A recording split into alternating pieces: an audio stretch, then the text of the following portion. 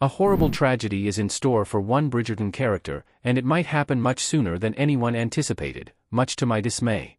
The Netflix historical romance TV show is based on Julia Quinn's Bridgerton book series, which chronicles the different love stories of each Bridgerton sibling: Daphne, Anthony, Benedict, Colin, Eloise, Francesca, Hyacinth, and Gregory. Since each novel revolves around one romance, the Netflix show follows suit with every season adapting one book. Season 1 is about Daphne, Season 2 focuses on Anthony, Season 3 revolves around Colin, and Season 4 features Benedict's love story. Bridgerton Season 3 skips over Benedict's book, as his is the third in Quinn's series, and moves up Colin's, fourth in the series. Thankfully, Season 4 will finally center around Benedict and his romance with Sophie Beck. I, along with many other fans, am looking forward to watching Benedict and Sophie's Cinderella-esque love story unravel on the screen. However, I'm also nervous that one heart-wrenching tragedy from the books will also play out by the season's end. John Sterling, Francesca's husband, dies in the Bridgerton books. Francesca and John are married for 2 years before his death. John Sterling dies at the beginning of Francesca's Bridgerton book when he was wicked. His sudden death was a result of a ruptured cerebral aneurysm that he suffered at the couple's Scotland home, leaving Francesca absolutely devastated.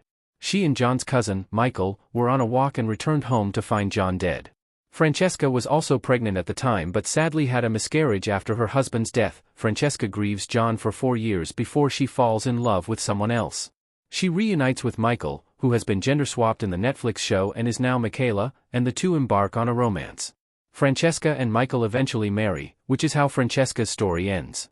Bridgerton will likely adapt Francesca's story in Season 6 if the writers stick to the order of the books from now on, with Eloise's romance probably coming in Season 5. However, although the series still has 2 seasons to go until then, Season 4 could, unfortunately, very easily end with John's death. Why John Sterling may die in Bridgerton Season 4. Bridgerton's timeline would line up with John dying by Season 4's end. Even though Francesca and John are married for 2 years before he dies in the books, it would make sense if John's death happens at Bridgerton Season 4's end, especially if it adapts the time jump in Benedict's novel. As mentioned above, Francesca waits 4 years before moving on from John. Yes, she and John just got married during Bridgerton Season 3's ending, but Season 4 could feature a time jump. Even if it doesn't, and although I'm nowhere near ready for the tragedy, John dying during Season 4's conclusion would set up the perfect timeline for Francesca's story. John dying at the end of Bridgerton Season 4 gives Francesca 1 season to mourn her loss before she can explore her romance with Michaela. That way, Francesca and Michaela getting together wouldn't feel rushed. Of course, this theory is all banking on Francesca being the focus of Bridgerton Season 6, which is the most likely possibility. John Sterling's death will be one of Bridgerton's biggest tragedies. Bridgerton hasn't featured many character deaths. Victor Alley as Lord John Sterling. Every Bridgerton season including Queen Charlotte has its fair share of heartbreak.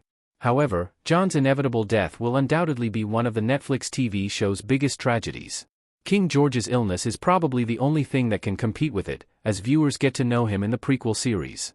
Meanwhile, Edmund's death happens before the show's events, and he only appears in one flashback scene, which is heartbreaking nonetheless. As Bridgerton continues, it will be difficult for any event to compare to John's tragic death. Thankfully, none of the other Bridgerton sibling spouses die, at least, in the books.